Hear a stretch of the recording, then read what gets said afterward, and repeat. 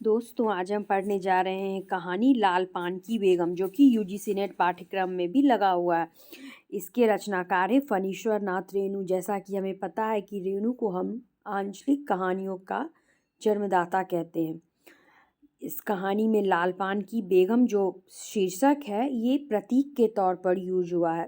प्रतीक के तौर पर लाल पान की बेगम बोला गया। चलिए कहानी शुरू करते हैं। जो भी यूजीसी नेट पाठ्यक्रम से रिलेटेड मुझे इंपॉर्टेंट पंक्तियाँ लगेंगी मैं वो बताती जाऊंगी, और जो भी पात्र हैं, पात्र से प्रश्न आते हैं, हम उनकी भी जिक्र करते चलेंगे। कहानी शुरू होती है कुछ इस तरह। बिरजू की माँ के क्रोध से, एक तरह से वो थोड़ी क्रोधित रहती हैं। क्यों बिरजू की माँ, नाच देखने नहीं जाएगी क्या? बिरजू की माँ शकरकंद उबाल कर बैठी मन ही मन कुढ़ रही थी अपने आंगन में। 7 साल का लड़का बिरजू शकरकंद के बदले तमाचे खाकर आंगन में लोट पोट कर सारी देह में मिट्टी मल रहा था। जिस प्रकार के प्रश्न आ रहे हैं, तो बिरजू की उम्र क्या थी? तो 7 साल थी। चंपिया उसकी बहन थी, तो बिरजू की बहन का नाम चंपिया।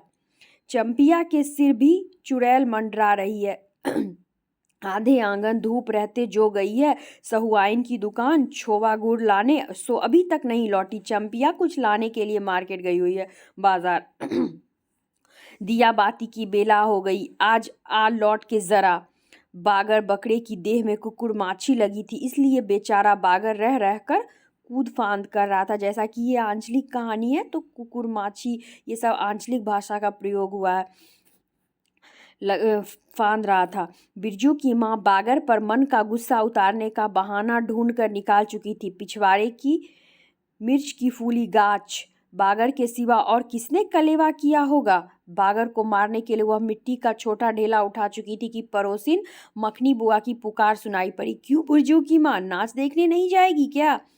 ये पड़ोस में रहती है मखनी बुआ। तो हमें पात्रों के नाम को ध्यान में रखना। अभी तक पात्र जो भी बिरजू की बहन चंपिया, एक मखनी बुआ है।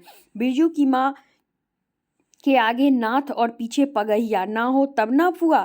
तो ये आगे नाथ और पीछे पगहिया ना, ये लाइन हमें ध्यान में रखना है।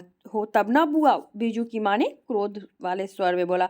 गरम गुस्से में बुझी नुकीली बात फुआ की देह में धंस गई और बिरजू की माँ ने हाथ के ढेले को पास ही फेंक दिया। बेचारे बागर की कुकुर माछी परेशान कर रही है। आ हा हाय, आय आय आय, अरे अर्र, हाय आय हाय। बिरजू ने लेटे ही लेटे बागर को एक डंडा लगा दिया। बिरजू की माँ की इच्छा हुई कि जाकर उसी डंडे से बिरजू का भूत भगा दे, किंतु नीम के पास खड़ी पनभरनियों की खिलखिलाहट सुनकर रुक गई। बोली, ठहर, तेरे बप्पा ने बड़ा हाथ छुट्टा बना दिया है तुझे, बड़ा हाथ चलता है लोगों पर, ठहर। मखनी बुआ नीम के पास झुकी कमर से घड़ा उतार कर पानी भरकर लौटती पनभरनियों में बिरजू की माँ की बहकी हुई बात का इंसाफ करा रही थी।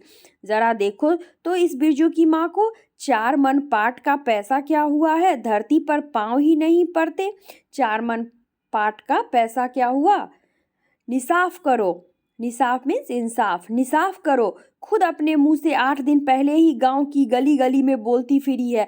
हाँ, इस बिरजू के बप्पा ने, इन पंक्तियों को ध्यान में रखना है। हाँ, इस बार बिरजू के बप्पा ने कहा है बैलगाड़ी पर बिठाकर कहाँ ले जाऊंगा? बलरामपुर का नाच दिखा लाऊंगा। तो बलरामपुर का जिक्र हुआ है। बैल अब अपने घर है तो 1000 गाड़ी मंगनी मिल जाएगी, सो मैंने अभी टोक दिया। नाच देखने वाली सब तो ऑन पॉन कर तैयार हो रही है, रसोई पानी कर रहे हैं, मेरे मुंह में आग लगे, क्यों मैं टोकने गई? सुनती हो क्या जवाब दिया बिरजू की माँ ने? मखनी बुआ ने अपने पोपले मुंह के होठों को एक ओर मोड़कर ऐंठती हुई बोली निकाली, अर्र हाँ हाँ, बिरजू की मैया के आगे नाथ और पीछे पगहिया ना हो तब ना आ। ये आगे नाथ और पीछे पगहिया, ये पंक्ति, ये जो है एक तरह से एक मुहावरा टाइप से कह लीजिए, ये इसमें प्रयोग हुआ है। जंगी की पुतोहू बिरजू की माँ से नहीं डरती। ये भी हमें पात्र का नाम ध्यान में रखना है। जंगी की पुतोहू बिरजू की माँ से नहीं डरती। वो जरा गला खोल कर ही कहती है, फुआ सर्वे शीतल मिर्टी, मतलब सर्वे सेटलमेंट के को बोला गया, सर्वे शीतल मिर्टी के हाकिम के बासा पर फूल छाप किनारी वाली साड़ी पहन के तू भी भटा की भेटी चढ़ाती तो तुम्हारे नाम से भी 2-3 बीघा धनहर जमीन का पर्चा कट जाता। फिर तुम्हारे घर भी आज 10 मन सोना बंग पाट होता, जोड़ा बैल खरीदता, फिर आगे नाथ और पीछे सैकड़ों पगहिया झूलती। जंगी की पुतोहू मुँह जोड़ है, रेलवे स्टेशन के पास की लड़की है, 3 ही महीने हुए हैं गौने की, नई बहू होकर आई है और सारे कुर्मा टोली की सभी झगड़ालू सासों से एकाध मोर्चा ले चुकी है। उसका ससुर जंगी दागी चोर है, सी किलासी है, उसका खसम रंगी कुर्मा टोली का नाम ही लठैता, इसलिए हमेशा सींग खुजाती फिरती जंगी की पुतोहू।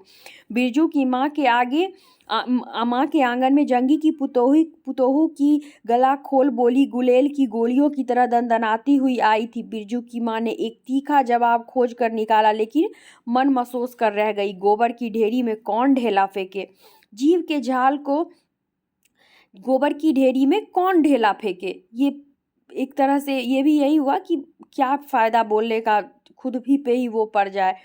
तो ये जीव के झाल को गले में उतार कर बिरजू की माँ ने अपनी बेटी चंपिया को आवाज़ दी, अरे चंपिया, आज लौटे तो मेरी मूड़ी मरोड़ कर चूल्हे में झोंकती हूँ। दिन दिन बेचाल होती जा रही है। गांव में अब ठेठर बैस्कोप का गीत गाने वाली पुतरिया पुतोहू सब आने लगी हैं। कहीं बैठ के बाजे न मुरलिया सीख रही होगी हरजाई। अरे चंपिया, कौन सा गाना सीख रही होगी?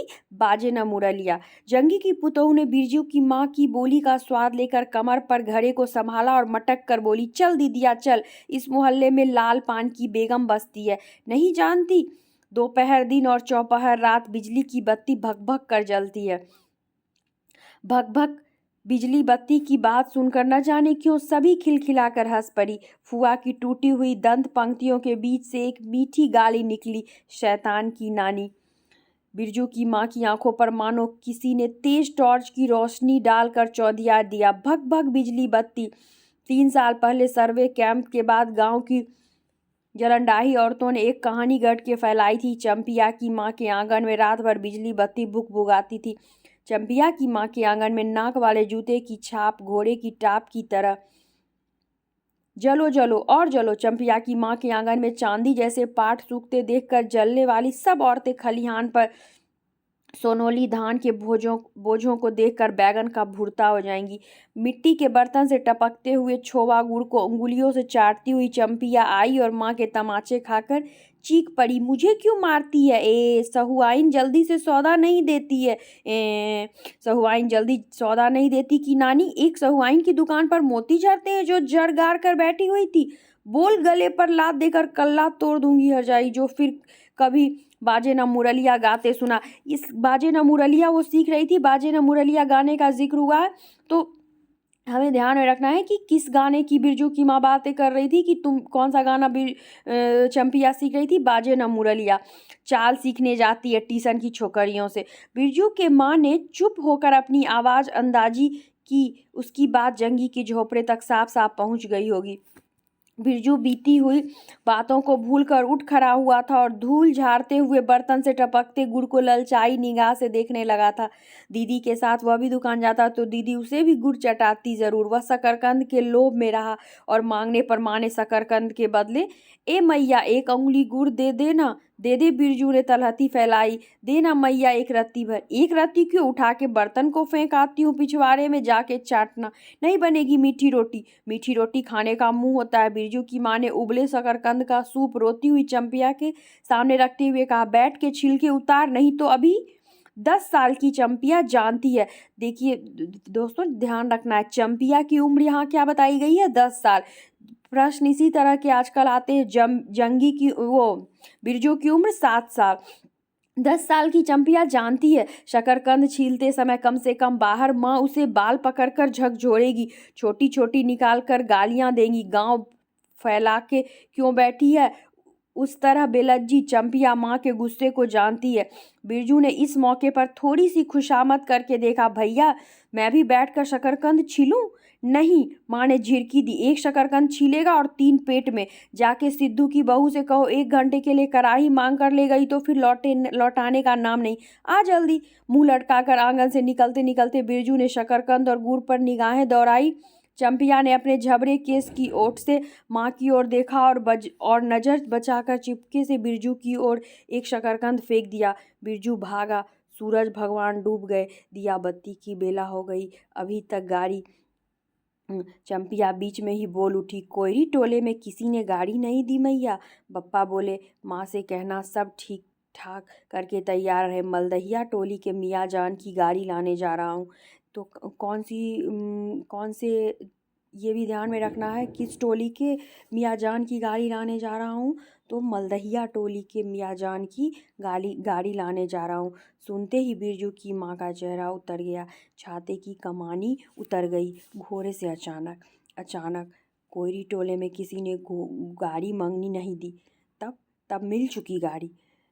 जब अपने गांव के लोगों की आंख में पानी नहीं तो मलदहिया के मियाँ जान की गाड़ी का क्या भरोसा।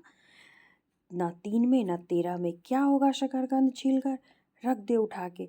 यह मर्द नाच दिखाएगा। बैलगाड़ी पर चढ़कर नाच दिखाने ले जाएगा।